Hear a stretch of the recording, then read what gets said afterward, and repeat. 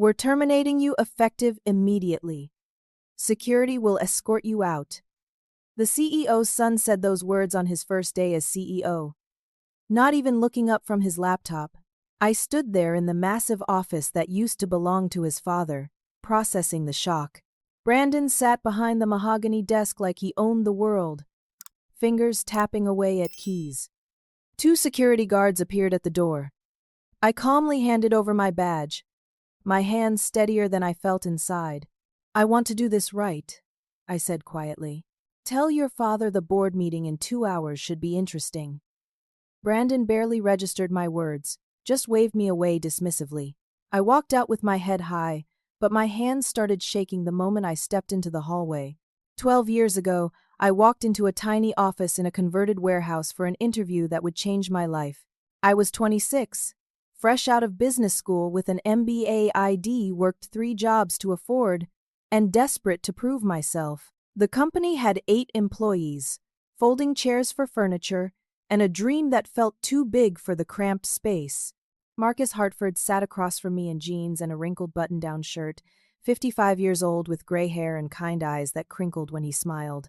Tell me why you want to work for a startup that might not exist in 6 months, he said. Because I don't want to be employee number 3,000 at some corporation, I replied. I want to build something. I want to matter. Marcus hired me on the spot as his first real operations manager. The salary was 30% less than I could have made anywhere else, but he promised me something more valuable than money. He promised me a chance to create something meaningful. Those first years were brutal. I worked 70-hour weeks. Slept on the office couch more nights than I slept in my apartment. We were developing supply chain optimization software, and I built our entire client relations system from scratch. I made cold calls until my voice went hoarse. I created spreadsheets that tracked every potential lead, every conversation, every opportunity. When we landed our first major contract with a regional logistics company, I cried in the bathroom from relief and exhaustion. Marcus and I developed a rhythm. He was the visionary, seeing possibilities no one else could imagine. I was the builder, turning his dreams into operational reality. We grew from 8 employees to 50 in 3 years, then 100, then 250. Hartford Technologies became known for innovative solutions and exceptional customer service. That customer service existed because I personally trained every single person in our client relations department. Marcus treated me like the daughter he wished he had. We had lunch together every Thursday. He asked about my life, my goals, my struggles. When my mother died of cancer in year 4, Marcus sat with me at the funeral. When I had doubts about my abilities, he reminded me of everything we'd built together. And over the years, as the company grew and profits increased, Marcus gave me stock certificates. Small percentages at first, bonuses in lieu of higher salary during lean times when we needed to reinvest in the business. You're building this company as much as I am, he would say. You should own a piece of it. I knew Marcus had a son named Brandon who lived in London working in finance. Marcus rarely talked about him, and when he did, there was sadness in his voice. Brandon was 32 now, 8 years younger than me. I'd met him exactly twice in 12 years. Once at a company holiday party 7 years ago where he barely acknowledged anyone. Once at Marcus' 60th birthday celebration, where he stayed for exactly 45 minutes before leaving for the airport. Both times, he looked at me with cold eyes and said nothing beyond basic pleasantries. Marcus had a minor heart attack 6 months ago. Nothing catastrophic, but enough to scare him into working from home more, taking better care of himself. 3 months ago, Brandon returned from London. Marcus seemed happy to have his son back, hopeful that maybe they could finally build the relationship that had never existed. Now, walking through the Hartford Technologies hallways after being fired, I saw the employees I'd hired staring at me with confusion and shock. Grace, my assistant for the past 4 years, a 32-year-old single mother with fierce loyalty and exceptional organizational skills, ran up to me with panic in her eyes. Susan, what happened? What's going on? I can't explain yet, I told her quietly. Just trust me, okay? I tried calling Marcus as I walked to my car. The phone went straight to voicemail. A small knot of worry formed in my stomach. Marcus always answered my calls. Always. In the parking garage, I sat in my 10-year-old Honda Civic and tried to process what had just happened. My mind kept circling back to one question. Why would Marcus let Brandon fire me? It made no sense, unless Marcus didn't know it had happened. I opened my glove compartment and pulled out a folder I kept there. Inside were copies of all my stock certificates, accumulated over 12 years. I counted them again, just to be sure. 62%. I owned 62% of Hartford Technologies. Marcus owned 30%. Brandon had 8% from a gift Marcus gave him years ago, probably hoping to interest his son in the family business. The realization hit me like cold water. Brandon didn't know about my ownership. Marcus must not have told him. But why would Marcus keep that information from his own son? And more importantly, why would he allow Brandon to fire me if he didn't even know about it? I checked my phone. There was a board meeting in 90 minutes. As a majority shareholder, I was required to be notified of all board meetings. I'd received no notification. No email, no call, nothing. That meant Brandon had called an illegal board meeting, probably assuming I was just an employee with no rights beyond my employment contract. My shock began transforming into something else. Determination. Anger. A fierce protectiveness for everything Marcus and I had built together. I looked at the Hartford Technologies building through my windshield, at the windows of the 5th floor where I'd spent 12 years of my life. I started my car and headed toward that board meeting. Brandon wanted to play games with his father's company? Fine. But he was about to learn that I wasn't just an employee he could dismiss. I was the majority shareholder, and I was about to make his first day as CEO very, very interesting. 90 minutes later, I pulled back into the Hartford Technologies parking lot. My badge had been deactivated, the light on the security panel at the entrance blinking red when I tried to scan it. I walked to the main doors where Tony, the security guard who'd worked here for 8 years, sat at his desk looking uncomfortable. "Tony, I need to get upstairs," I said.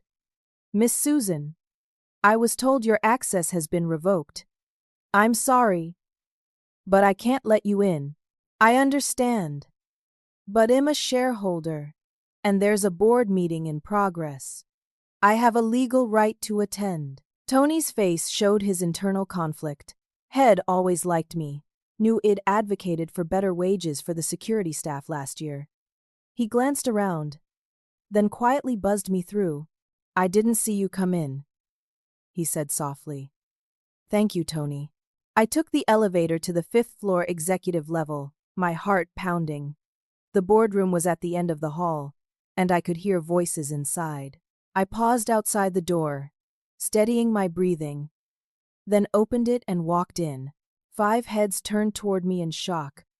Brandon sat at the head of the table where Marcus always sat, his face going from surprise to anger in seconds. Patricia Walsh, our 51-year-old CFO with sharp features and sharper intelligence, looked genuinely confused.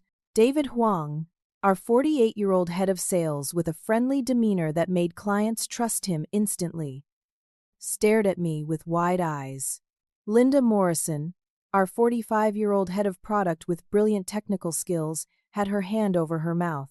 James Caldwell, the external board member and early investor who was 60 years old with silver hair and expensive suits, simply raised his eyebrows. "What are you doing here?" Brandon demanded, standing up. "You were terminated."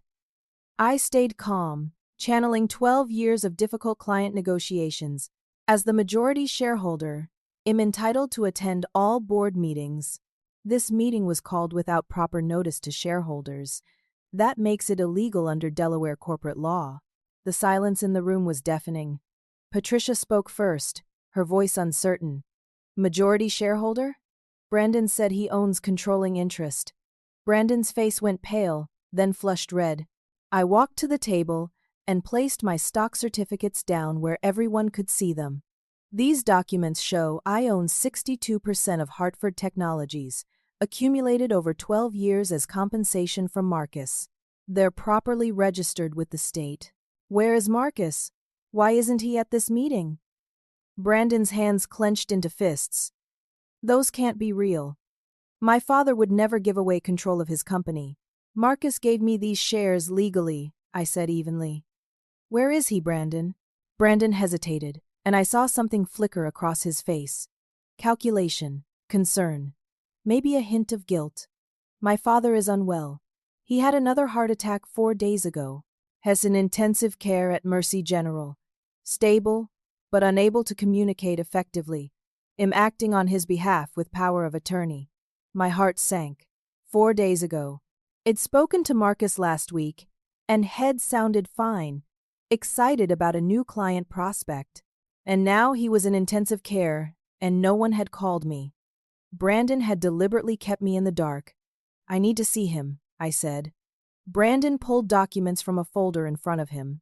He slid a power of attorney across the table, then another document I didn't recognize.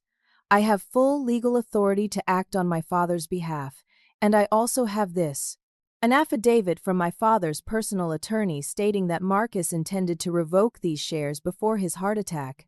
He discovered that you manipulated him over the years, took advantage of his trust and his declining mental state. These stock transfers were obtained through undue influence. The words hit me like physical blows.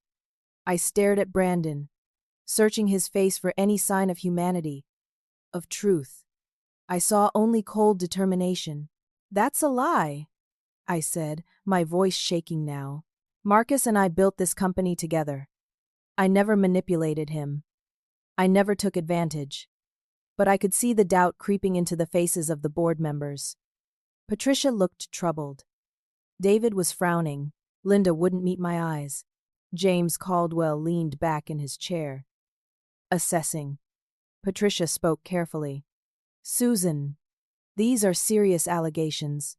Until we can speak with Marcus directly and understand what happened, perhaps it's best if you step back from company operations while we investigate. No, I said. I won't step back. I'm the majority shareholder. Brandon smiled, and it was the coldest expression I'd ever seen. That's where you're wrong. I've already filed a lawsuit challenging the validity of every single share transfer. A judge will decide whether your stock certificates are legitimate or the result of elder abuse. And there's something else you should know. He pulled out more documents, spreading them across the table like a magician revealing his trick. I've been in negotiations for the past 2 months with TechCore Industries. They're offering to acquire Hartford Technologies for $400 million. The deal closes in 30 days. Every shareholder will profit substantially. Patricia, your shares are worth $8 million. David, yours are worth $6 million. Linda, $7 million. James, your investment returns $35 million. The room went silent again, but this time the silence felt different. Greedy. Tempted. Brandon continued, his voice smooth now. Persuasive. This company has peaked. We've grown as much as we can in this market. The smart move is to sell while we're on top, while buyers are interested. Everyone here becomes wealthy. Everyone wins. He turned to me, his eyes triumphant. Unless Susan wants to block the sale and destroy everyone's opportunity for a life-changing payout. Is that what you want, Susan? To hurt all these people who've worked with you for years? I felt the room turning against me. These people I'd worked beside, mentored, laughed with. They were all looking at $400 million and seeing their futures transformed. I vote no, I said firmly. I'm the majority shareholder. The sale doesn't happen without my approval. Brandon leaned forward, his smile widening. Well, see about that. I have lawyers who will prove those shares aren't valid. They'll show that you systematically manipulated an elderly man with declining cognitive function. And even if by some miracle you win in court, you'll be tied up in litigation for years. Years of legal bills you can't afford. Years of uncertainty The TechCore deal will be gone. The company will suffer. Employees will leave, and it will all be your fault. He stood up, buttoning his suit jacket. I suggest you think very carefully about your next move, Susan. You can cooperate, accept a settlement for your supposed shares, and walk away with enough money to retire comfortably. Or you can fight, lose everything, and watch this company collapse because of your stubbornness. The meeting adjourned in chaos. Board members filed out quickly, avoiding eye contact with me. Only Patricia paused at the door. Susan, I'm sorry, she whispered. This is complicated. Then she was gone, and I stood alone in the boardroom where I'd attended hundreds of meetings over 12 years.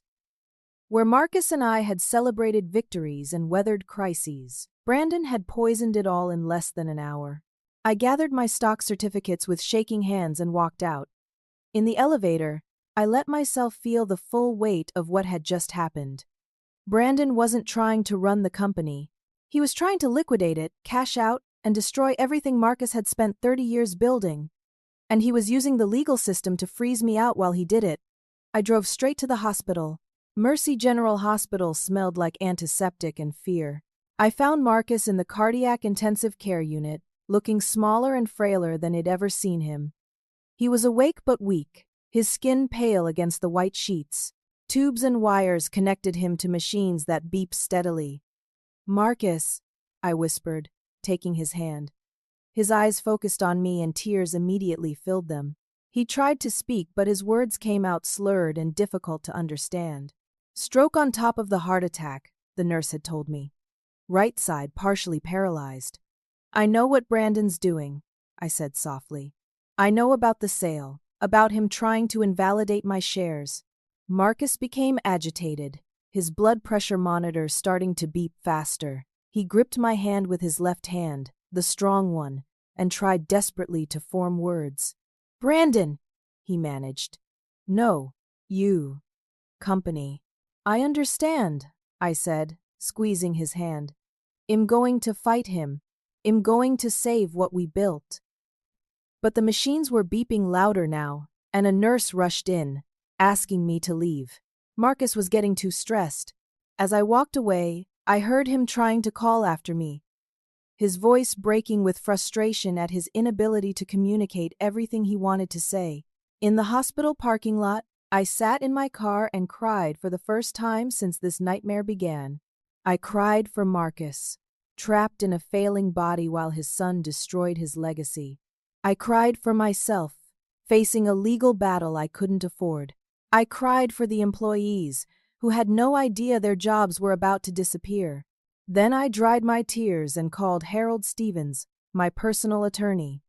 Harold was 63, a solo practitioner who'd handled my house closing, my mother's estate, basic legal matters.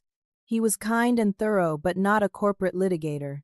Harold, I need help, I said, and explained everything. 2 hours later, I sat in his small office while he reviewed my stock certificates with a magnifying glass. Susan, these are legally sound, properly registered, properly executed. You own 62% of Hartford Technologies. Then why is Brandon challenging them? Because he can. And because he has resources you don't. I did some research while you were driving over.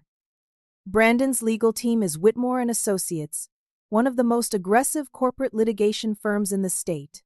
They specialize in burying opponents in paperwork. Even as Harold spoke, his fax machine started spitting out pages. We watched as it printed 20, 30, 40 pages. A motion from Whitmore and Associates requesting an emergency injunction to freeze my voting rights, pending investigation of fraud. They work fast, Harold said grimly. The hearing for the injunction was scheduled for 3 days later. Brandon's team had judge-shopped, found a friendly court, and filed everything within hours of our board meeting. At the hearing, I sat next to Harold while 3 attorneys from Whitmore and Associates presented their case. They painted me as a manipulative opportunist who'd systematically taken advantage of an elderly man's diminishing mental capacity. The judge, a stern woman in her 50s named Margaret Torres, listened to both sides.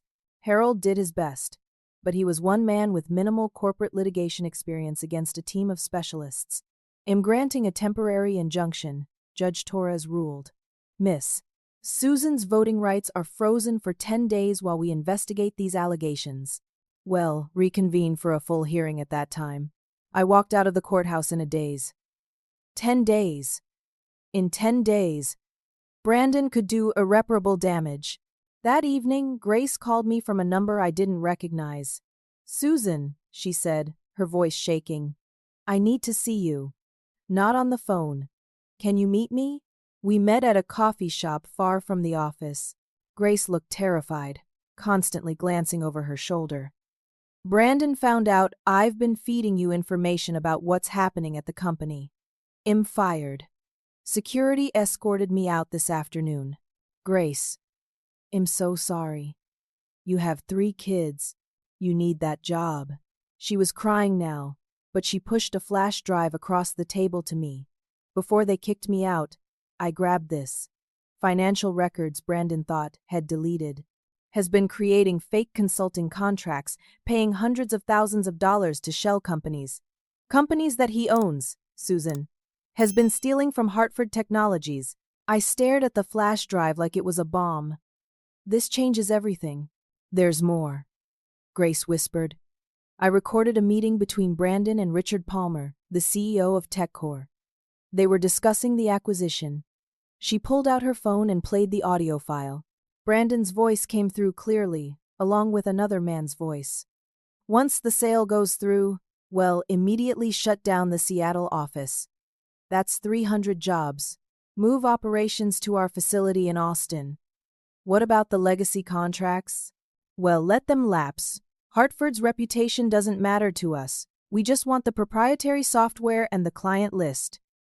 And you're sure about my consulting position? 3-year contract, $5 million per year. But Brandon? This stays quiet. If shareholders knew we're planning to gut the company, they'd never approve the sale. Brandon's laugh on the recording made my skin crawl. They won't know until it's too late. I stopped the recording, my hands shaking with rage. Brandon wasn't just selling the company. He was destroying it, taking a massive personal payout, and condemning 300 employees to unemployment. I called Harold immediately and told him what I had. The embezzlement evidence could be used to show Brandon's true character. The recording proved the acquisition was based on deception. But Susan, Harold said slowly, we have another problem. Grace may have broken wiretapping laws by recording that conversation without consent. And I have to be honest with you. This case is beyond my expertise. You need a major corporate litigation firm. Over the next 3 days, I contacted 5 corporate law firms. 3 turned me down immediately, citing conflicts of interest. They already represented TechCore or companies connected to Brandon's financial contacts from London. The 4th firm wanted a $300,000 retainer. I didn't have. The 5th firm's senior partner was brutally honest. Miss Susan. Brandon is connected. His contacts from his years in London, they have reach in the American business community. No major firm wants to touch this case. You'll be blacklisted before you start. I spent my nights lying awake, trying to figure out how to fight an enemy with unlimited resources and no conscience. My savings were disappearing fast. Harold's fees were already up to $40,000 and we'd barely started. I needed at least $200,000 to properly fight this case, and I had maybe $60,000 in the bank. 6 days after being fired, I received another call from Grace, this time crying so hard I could barely understand her. Susan, someone broke into my apartment, trashed it, stole my laptop. There was a note on my kitchen counter. It said, "Stop helping her, or next time you'll regret it." I felt sick. This had gone beyond business disputes into intimidation and threats. I told Grace to file a police report, promised to pay for new locks on her doors, told her to stay with her sister for a few days. That night, I came home to find my own apartment had been broken into. Nothing valuable was taken except my laptop, which had contained all my research on Brandon's activities. Papers were scattered everywhere. and on my kitchen counter, an identical note in printed letters. Drop the lawsuit, or it gets worse. I called the police. They filed a report but were honest that without evidence, there was little they could do. The note had no fingerprints. The building's security cameras had mysteriously malfunctioned that afternoon. I sat in my ransacked apartment, looking at the life it built over 12 years being systematically destroyed. Brandon wanted me scared and isolated. He wanted me to give up. I thought about Marcus in his hospital bed, unable to speak, unable to fight. I thought about the 250 employees who had no idea their jobs were about to disappear. I thought about Grace, terrorized for helping me. I thought about 12 years of 70-hour weeks, of building something meaningful from nothing. And I got angry. Not hot, impulsive anger. Cold, calculated fury. Brandon thought Head won because he had money and lawyers and connections. But Head made one critical miscalculation. Head underestimated how much I loved Hartford Technologies. Head underestimated how much the employees loved it too.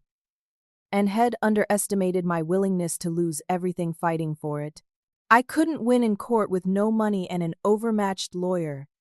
But maybe I didn't need to win in court. Maybe I needed to win in the court of public opinion. I needed to expose what Brandon was doing, rally the employees, and force the board to choose sides. It was risky. It was probably stupid, but it was the only weapon I had left. I opened my laptop, the old backup one I kept in a closet, and started writing. The next morning, I woke up to my phone exploding with notifications. Grace had created a GoFundMe page at 3 a.m, unable to sleep after the break-in at her apartment. The campaign was titled Help Susan Save Hartford Technologies. She'd written the whole story, how Eid built the company alongside Marcus for 12 years, how Brandon had returned from London and immediately tried to steal the company through legal manipulation, how he was planning to sell Hartford Technologies to a buyer who would fire 300 employees and destroy everything Wed built, how I was fighting but couldn't afford the legal costs to properly defend myself, and Shed posted the audio recording of Brandon and Richard Palmer discussing their plans to gut the company after the acquisition. Within 24 hours, the GoFundMe had gone viral in the local business community. Current and former Hartford Technologies employees donated. Small business owners who Wed helped with our software donated. Complete strangers who hated corporate corruption donated. The fund raised $80,000 the first day. $140,000 by day 2. By day 3, it hit $180,000. The comments section made me cry. Susan gave me my first job out of college and taught me everything I know about client relations. I owe her my career.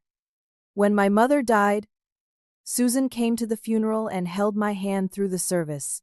She's not just a boss, she's family. I've never met Susan, but am tired of watching good people lose to corporate raiders.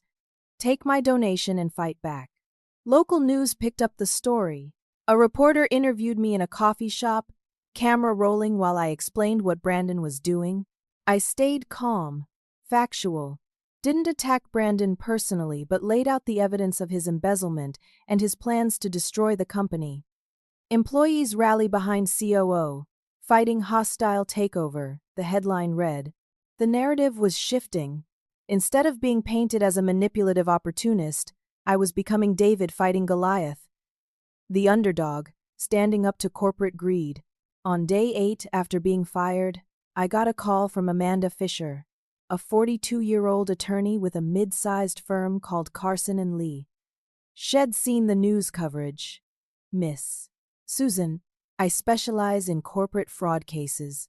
I've reviewed your situation and I think you have a strong case. My firm would like to represent you. I can't afford you, I said honestly. I have $180,000 from the GoFundMe, but that won't be enough. Well, work on contingency, Amanda replied.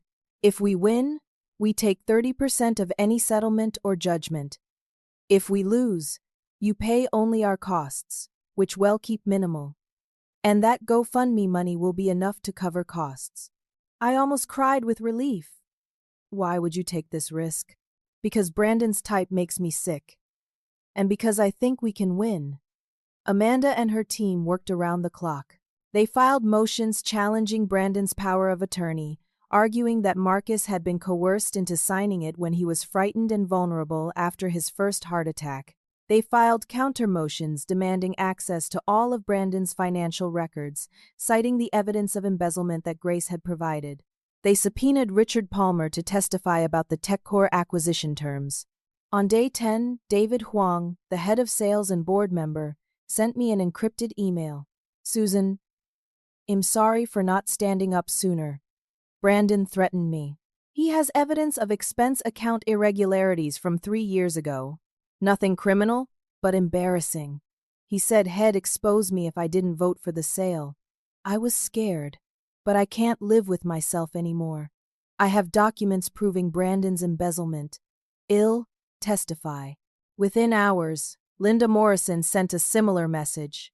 Brandon had threatened to expose her relationship with a subordinate from 2 years ago. She was married. The relationship had been a mistake she regretted deeply. Brandon was using it as blackmail. Patricia Walsh, the CFO, called me crying. Susan, he threatened all of us. He has dirt on everyone. I had a minor SEC issue 15 years ago that was settled quietly. He said, he'd make it public, ruin my career. That's why we voted for the sale. Not because we wanted to, but because we were terrified. I felt a surge of both rage at Brandon and sympathy for these people I'd worked with for years. They'd made mistakes, but they were being victimized too. On day 13, 150 Hartford Technologies employees called in sick simultaneously. Then they gathered in the parking lot with homemade signs. Brandon betrayed us, save Hartford. We stand with Susan. Local news cameras showed up. Employees gave interviews about the company culture, about how ID mentored them, about how this wasn't just a job but a community.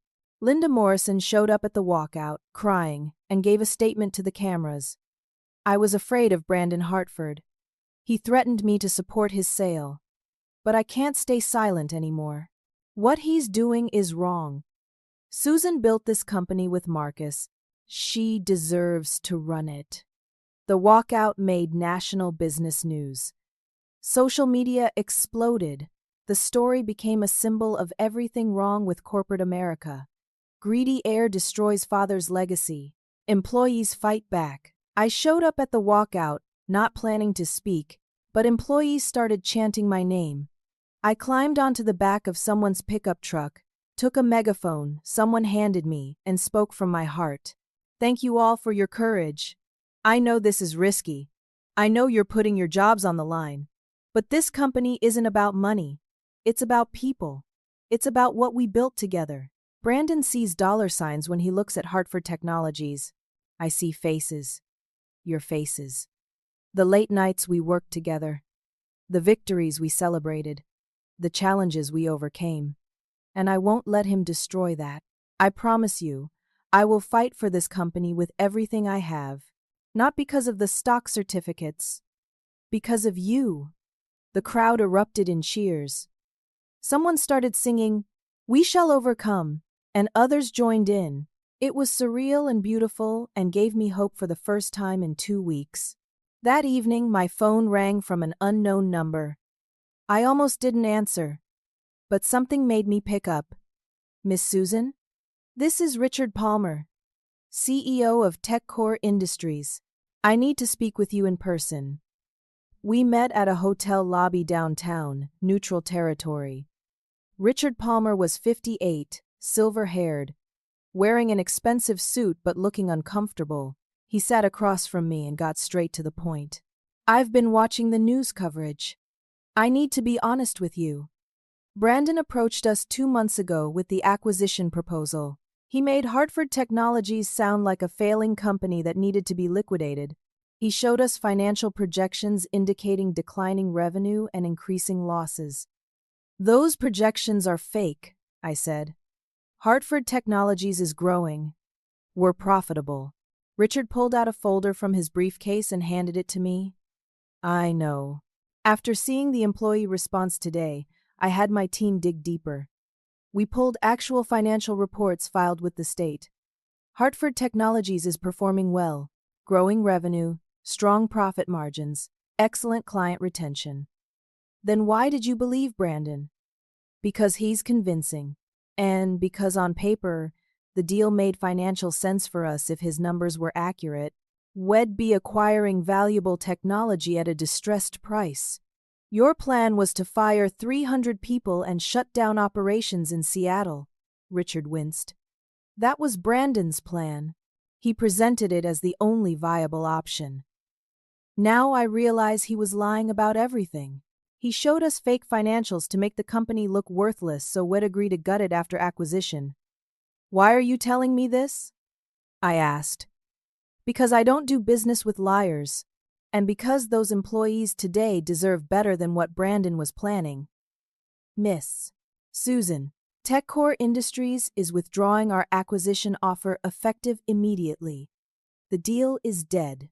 I stared at him, barely able to process what I was hearing.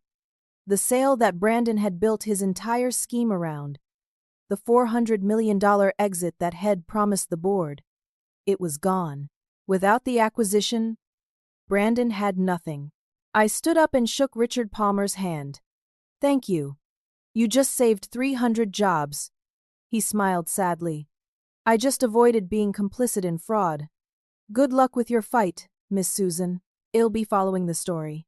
I walked out of that hotel feeling lighter than I had in 2 weeks. Brandon's house of cards was collapsing. The board members were turning against him. The employees were rallying behind me. The acquisition was dead. And the full injunction hearing was in 2 days. I called Amanda Fisher and told her about TechCore withdrawing. She laughed, actual joy in her voice. Susan, we're going to win this. I can feel it. The courthouse steps were packed with reporters when I arrived with Amanda Fisher and Harold Stevens for the full hearing. Cameras flashed. Microphones thrust toward me. Susan, what's your response to Brandon Hartford's allegations? No comment until after the hearing, Amanda said smoothly, guiding me through the crowd. Inside, the courtroom was equally packed. Employees had taken the day off to attend. I saw Grace sitting in the 3rd row, giving me a thumbs up. Patricia Walsh, David Huang, and Linda Morrison sat together, looking nervous but determined. Brandon arrived with his team from Whitmore and Associates, 5 attorneys in expensive suits. He wouldn't look at me. Judge Margaret Torres entered and everyone stood. She'd reviewed all the filings over the past 2 weeks, and her face was unreadable. The hearing lasted 4 hours. Amanda Fisher presented our case methodically. First, she established that my stock certificates were legally valid, properly registered, and given over a 12-year period as legitimate compensation. Second, she called Dr. Sarah Chen, Marcus' primary care physician. Dr. Chen testified that Marcus had been pressured into signing the power of attorney when he was frightened and vulnerable after his first heart attack. The patient told me his son convinced him he was dying. Dr. Chen said. Marcus was scared and confused. Brandon told him it was just for medical decisions. Marcus didn't understand he was signing away control of his financial affairs and his company. Third, Amanda called David Huang to testify about Brandon's threats and blackmail of board members. He told each of us he'd destroy our careers if we didn't vote for the acquisition, David said, his voice shaking but clear.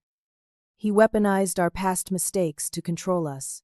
Fourth, Amanda played the recording of Brandon and Richard Palmer discussing plans to gut Hartford Technologies after the sale. Brandon's attorneys objected, argued about admissibility, but Judge Torres allowed it. Fifth, Amanda presented evidence of Brandon's embezzlement, fake consulting contracts, payments to shell companies Brandon controlled, over $600,000 stolen over 3 months. The embezzlement evidence is why I'm recommending criminal charges, Amanda said. This isn't just a corporate dispute, it's fraud. Finally, Amanda brought in Marcus via video link from the hospital. He was sitting up in bed, still weak, but more alert than had been 2 weeks ago. A medical advocate sat next to him, a woman trained to help patients with communication difficulties. Mr. Hartford, can you understand the questions I'm about to ask you? The advocate asked. Marcus nodded clearly. Please answer by nodding yes, or shaking your head no. Did Susan manipulate you? Marcus shook his head vigorously. No. Did you give her shares in Hartford Technologies willingly? Marcus nodded. Yes. Do you want Brandon to have control of your company? Marcus shook his head so hard I worried for him. No. Do you want Susan to run the company? Marcus nodded, tears running down his face. Yes. Then Marcus did something unexpected. He held up a piece of paper with words written in shaky handwriting. The video camera zoomed in so everyone could read it. Susan is my daughter in spirit. Company is hers. The courtroom went silent. I was crying. Half the observers were crying. Brandon's attorneys tried to argue that Marcus was mentally impaired, that his testimony couldn't be trusted, but Dr.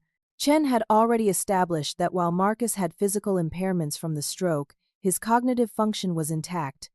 Judge Torres called a recess. I went to the hallway bathroom and splashed cold water on my face. When I came out, Brandon was there waiting.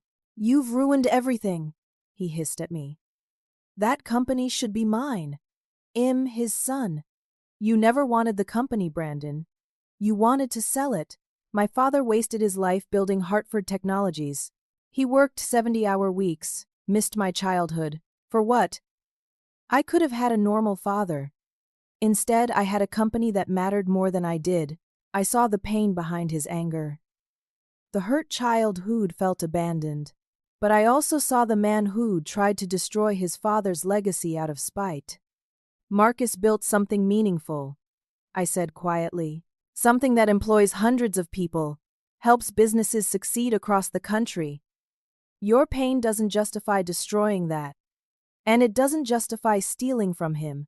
Brandon's face twisted with rage and anguish. He chose that company over me every time. Every school play I was in, he missed because of Hartford Technologies. Every birthday, he was on a business call. Every moment of my childhood, he was absent. I'm just returning the favor. He stormed off before I could respond. I felt a flash of sadness for the little boy who'd needed his father and never got him.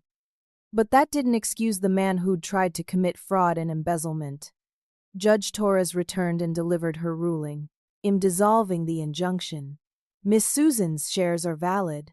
The evidence is overwhelming that these were legitimate compensation given over 12 years. Mr.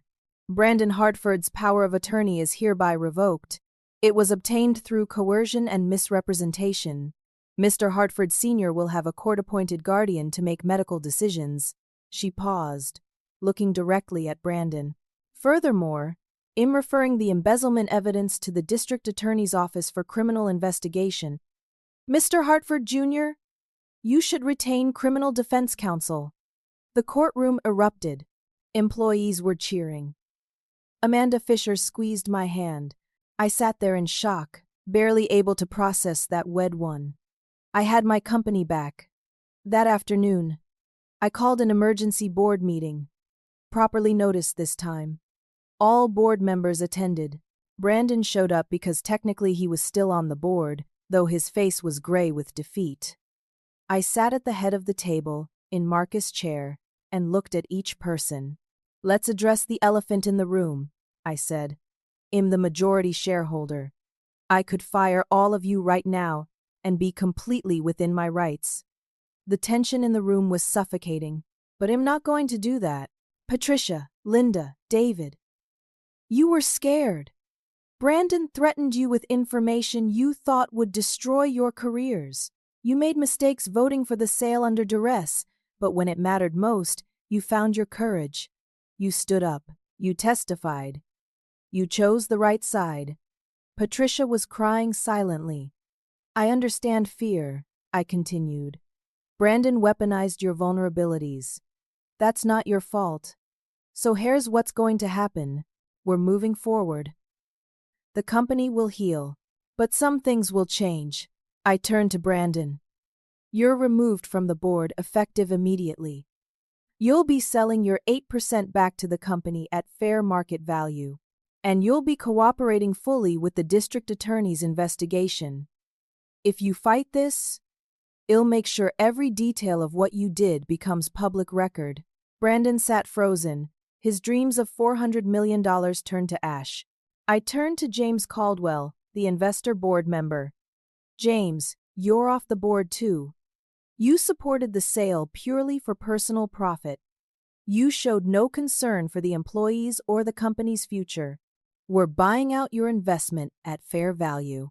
I want board members who care about Hartford Technologies, not just their portfolios. James nodded slowly. I accept that. And Susan, for what it's worth, I'm sorry. You're right. I was only thinking about money. David, I'm promoting you to VP of Sales with a board seat. Linda, you stay as head of product with your board seat. Patricia, you're still our CFO with a board seat. And we're adding 3 employee representatives to the board. From now on, the people doing the work will have a voice in company decisions. The room was silent except for Patricia's quiet crying. Then David started clapping. Linda joined. Patricia wiped her eyes and clapped too. Even James clapped, a slow acknowledgement of the justice in what was happening. Brandon stood up without a word and walked out. It was the last time I saw him in person for months. After the meeting, I was packing up my materials when building security called. Miss Susan, there's someone here to see you. Says it's urgent. I went down to the lobby, and there was Marcus. In a wheelchair. Still weak. With a nurse beside him, but Head insisted on coming. Head watched the hearing via video link from his hospital room and couldn't wait another moment. Marcus, I said, rushing over. You should be resting. His speech was still slurred but clearer than before. Had to see it. You saved my company. We saved it, I corrected him, kneeling beside his wheelchair. We built it together. I just protected what we made. Marcus handed me an envelope with shaking hands. Inside was a document I recognized. An updated will. Marcus was leaving his 30% of Hartford Technologies to me. When he eventually passed away, I would own 92%. Marcus, you don't have to do this. He smiled, tears in his eyes. You're the daughter I wished Brandon could be. Company is yours. Always was. We sat together in the lobby for an hour, talking quietly. Marcus apologized for not protecting me from Brandon sooner. I told him about the employees Hod walked out, fought for the company. He cried, hearing about their loyalty. That's what we built, he said. Family. The nurse finally insisted he needed to rest. As they wheeled him toward the door, Marcus looked back at me. Proud of you, Susan. So proud. I watched him leave. This man who'd given me a chance 12 years ago when I was nobody. Who'd believed in me when I doubted myself. Who'd built a company based on integrity and hard work and treating people with dignity. And I promised myself I would honor that legacy for the rest of my life. 3 months after the hearing, Hartford Technologies was transformed. The company culture, which had been poisoned by Brandon's brief reign of terror, was healing in ways I hadn't expected. I officially became CEO. A title I'd never wanted but now accepted with the weight of responsibility it carried. The board voted unanimously to appoint me, and even though I owned 62% and could have appointed myself, I waited for their endorsement. It mattered that they chose me. My first act was rehiring Grace, not as my assistant but as VP of Operations. Shed risked everything to help me, and she deserved recognition for her courage and capabilities. Second, I implemented profit sharing for all employees. 10% of annual profits would be distributed based on tenure and contribution. People who built the company should benefit from its success. Third, I established an education fund. Any employee who wanted to pursue additional education, whether a graduate degree or professional certification, would receive company support. Marcus and I had always believed in investing in people. Fourth, I created a transparency policy. Monthly all-hands meetings where I shared financial results, challenges, and strategic decisions. No more backroom deals. No more information hoarded at the top. The employees responded with loyalty that moved me to tears. People who'd considered leaving during the Brandon crisis renewed their commitment. Productivity increased. Client satisfaction scores hit record highs. Revenue grew 23% in 3 months. WED faced death and emerged stronger. Brandon's fate was less triumphant. The district attorney charged him with embezzlement, fraud, and elder abuse. His expensive lawyers negotiated a plea deal to avoid trial. 18 months in federal prison, a white-collar facility where he'd be with other corporate criminals. $400,000 in restitution to Hartford Technologies. 1 week before he reported to prison, Brandon called me. Asked if we could meet. I almost said no, but curiosity won. We met at a coffee shop, neutral territory. Brandon looked different. Thinner, older. The arrogance was gone, replaced by something that might have been shame. "What do you want, Brandon?" I asked. "I don't know. To apologize, maybe. To explain." I waited, saying nothing. "I hated that company my entire life," he said quietly. "Every birthday party my father missed, every school event he skipped, every conversation cut short, because a client called. Hartford Technologies took my father from me before I was old enough to understand what I'd lost." I felt unexpected sympathy. Marcus had been consumed by building the company, especially in the early years. A child would have felt abandoned. So when I came back from London and saw him weakened by the heart attack, I saw my chance. To hurt the thing he loved more than me. To take it away from him the way he took himself away from me. That's honest. "At least," I said. Brandon looked at me with hollow eyes. "The terrible thing is, I know it was wrong. Even while I was doing it, some part of me knew. But I couldn't stop. The anger was too big. Your anger hurt a lot of innocent people. Grace lost her job because she helped me.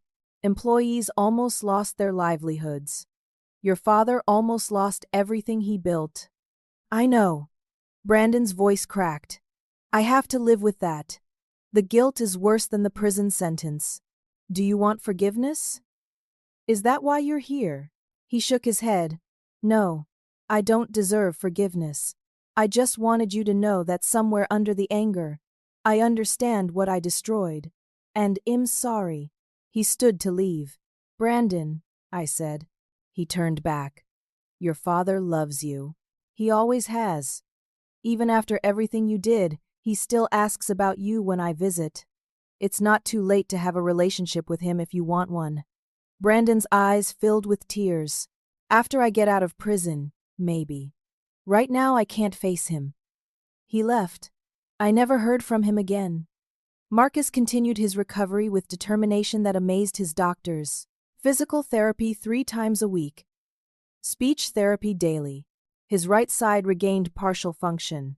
His speech improved until the slur was barely noticeable. He'd never be what he was before the strokes. But he was present and engaged. He came to the Hartford Technologies office twice a week, advisory role only. Employees loved seeing him. He'd walk through the halls, stopping to chat with people, offering encouragement and wisdom. His presence reminded everyone why they were there, what they were building. Every Thursday, Marcus and I had lunch together in my office. Sometimes we talked about business strategy. Often we talked about life, family, dreams, regrets. He told me stories about the early days of the company, lessons he'd learned, mistakes he'd made. One Thursday, 6 months after the hearing, Marcus said something that changed how I understood everything. "Susan, I need to tell you something. I knew Brandon would fail. I knew he'd try something like what he did." I looked up from my sandwich, confused. "What do you mean?" Marcus leaned back in his chair, looking tired but clear. "When I had the first heart attack, I thought I was dying. Brandon came to the hospital and I saw it in his eyes. Not concern for me. Calculation. He was already thinking about the company. how to take control. So you gave me majority ownership to protect Hartford Technologies, not just the company. I gave you control to protect my legacy, yes, but also to protect Brandon from himself. If Head gotten control, he would have destroyed everything and destroyed himself in the process. The guilt would have eaten him alive eventually. You were protecting him by stopping him. Marcus nodded. I failed as a father. I see that now. I was so consumed with building something that mattered, I neglected the person who should have mattered most. But I couldn't let him compound my failures by destroying what hundreds of people depend on for their livelihoods. I reached across and took Marcus' hand. You didn't fail completely. You built something meaningful. And maybe someday Brandon will understand that. Maybe, Marcus said softly. I hope so. My personal life improved too. I'd spent 12 years defining myself entirely by work, living in a modest apartment, driving a 10-year-old car, having no social life beyond company events. Now I forced myself to find balance. I started dating a man named Eric, an architect I met through a women in business networking group. He was 40, divorced, with a 12-year-old daughter he had joint custody of. He understood professional demands but insisted on boundaries. No work talk after 9 p.m. Weekend time that was sacred. Actual vacations. At first, the boundaries felt suffocating. Then, they felt liberating. I discovered I was more effective at work when I had a life outside work. Novel concept. I reconnected with my brother Andrew, who lived in Seattle with his wife and 2 kids. We'd talked maybe once a month for years, surface-level conversations. Now we had real discussions. He flew down to visit, met Marcus, understood finally why I'd fought so hard. I'm proud of you, sis, Andrew said.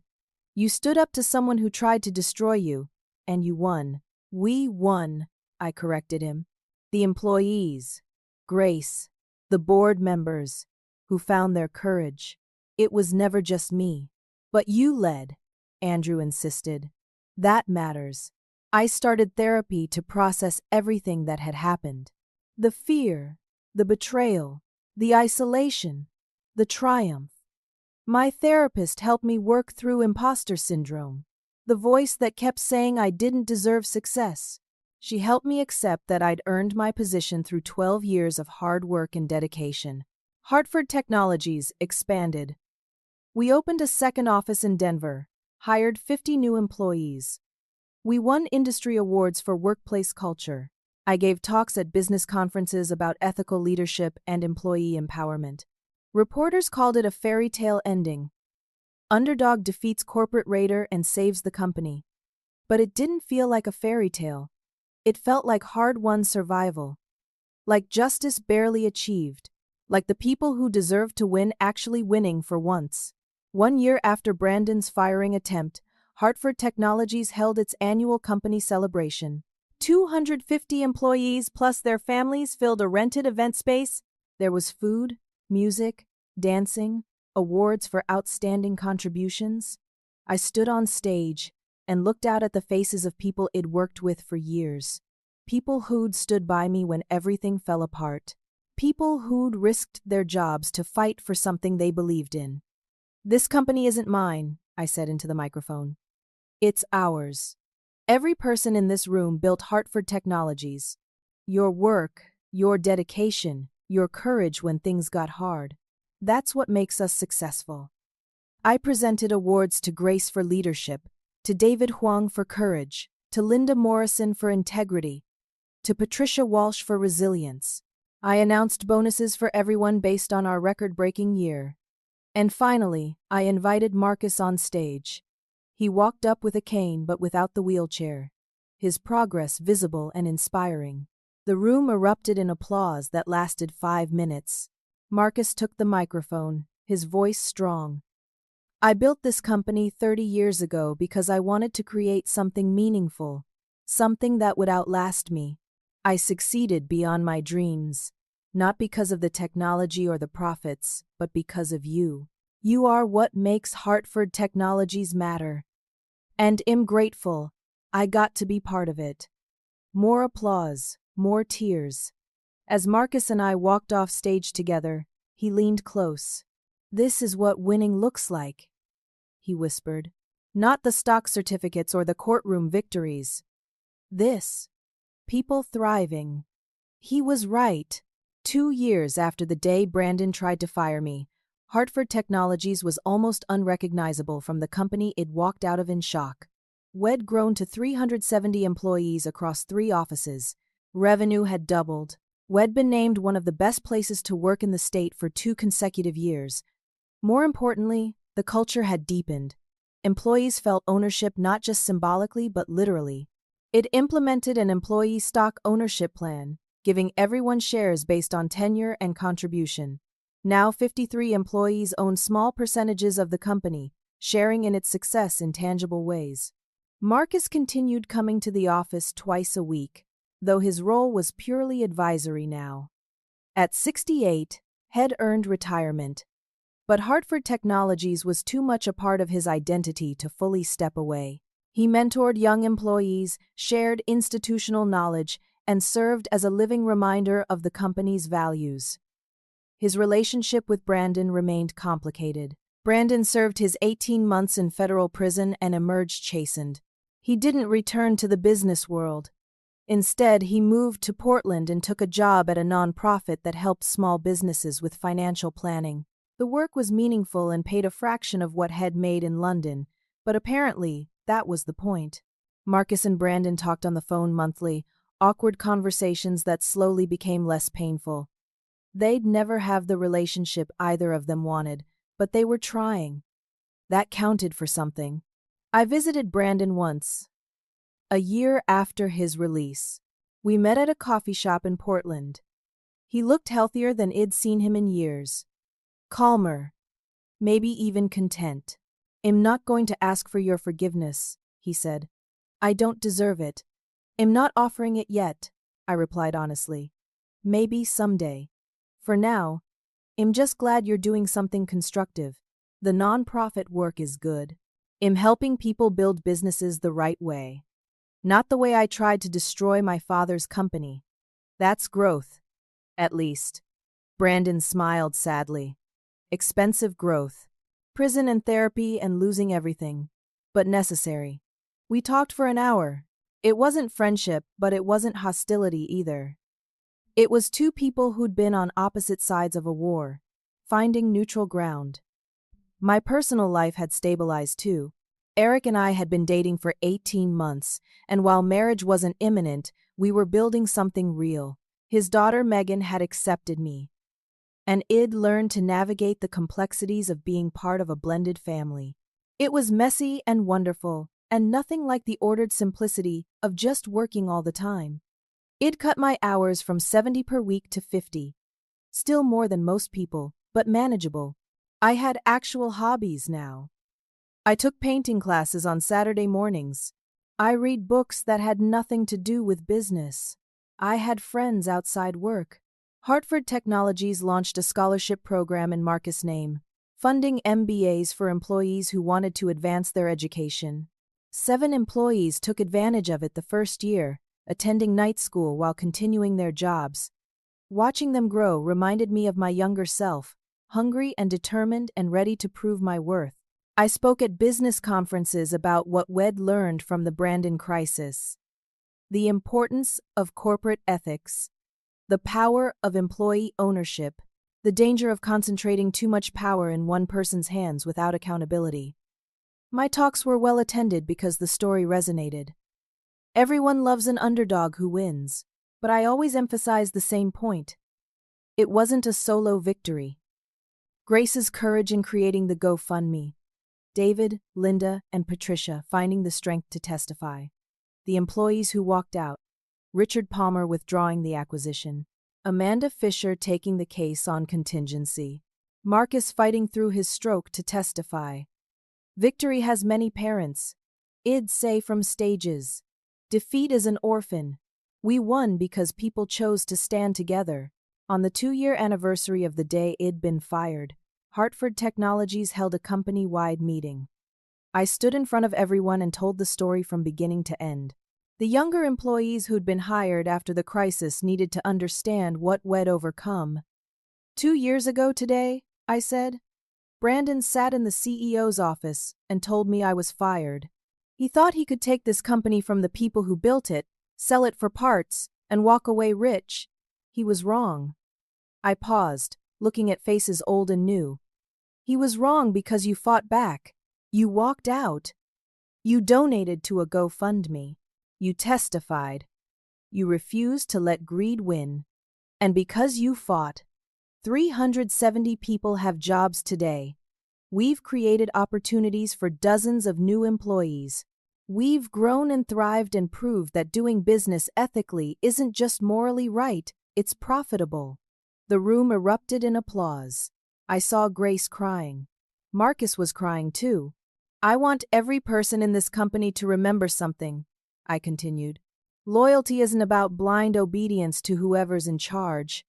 Loyalty is about standing up for what's right, especially when it's hard, especially when it costs you something.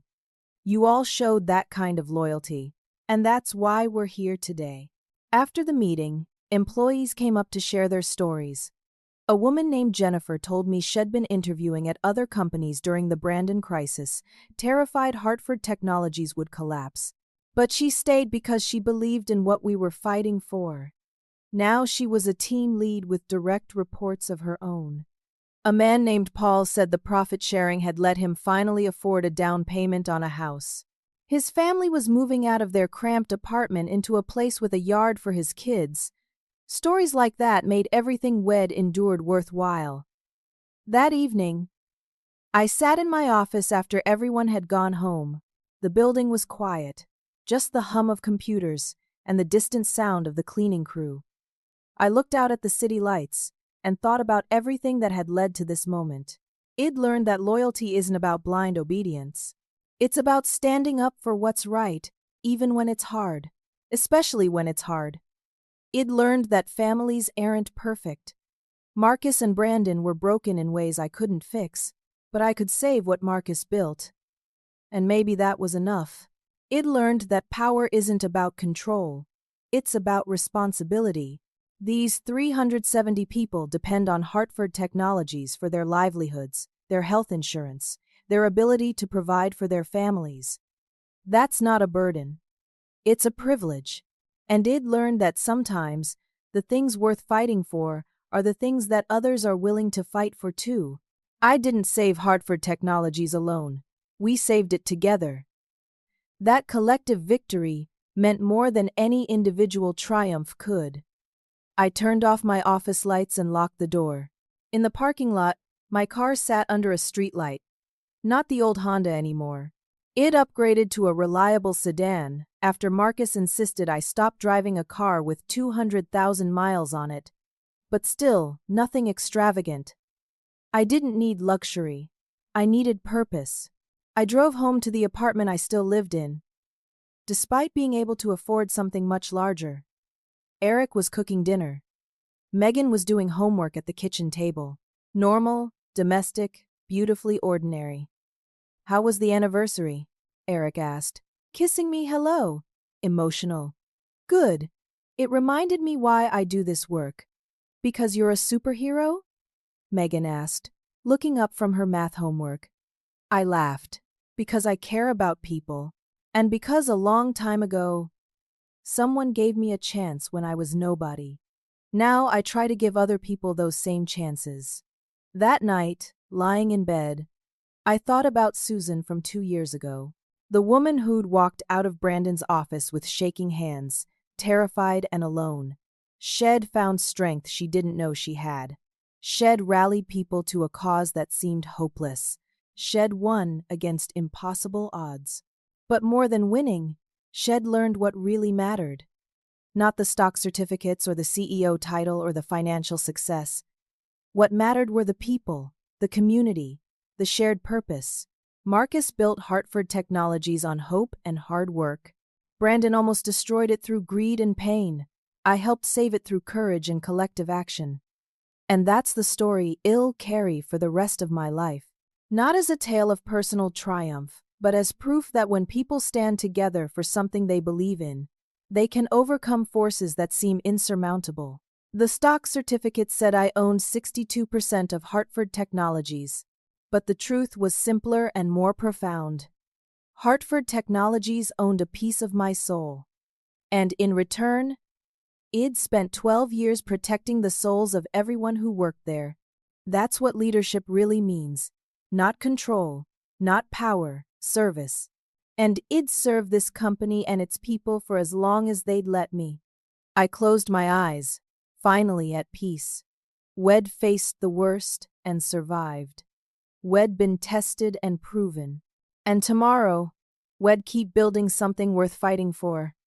That was enough. That was everything. Now, I have a question for you. Have you ever had to stand up against someone with more power or resources than you? Maybe at work, maybe in your family, maybe in your community? How did you find the courage to fight back? And what did you learn from that experience? Share your story in the comments. I'd love to hear how you overcame your own battles. If this story resonated with you, if it reminded you why integrity and courage matter in business and in life, please hit that like button. It helps more people find stories like this. And if you want to hear more stories about people who stood up against injustice and won, subscribe to this channel and turn on notifications. We share these stories because they matter, because they remind us that ordinary people can do extraordinary things when they choose to fight for what's right. Share this with someone who needs to hear it today. Maybe they're facing their own Brandon, their own impossible fight. Maybe they need to know that courage is contagious, that standing up inspires others to stand with you, and that victories are possible even when the odds seem insurmountable. Thank you for listening to my story. Thank you for being part of this community. And remember, the things worth fighting for are always the things other people are willing to fight for too. You're never as alone as you think you are. Until next time, keep fighting the good fight. Keep standing up for what matters. And keep believing that integrity and courage can change the world. One company, one community, one person at a time.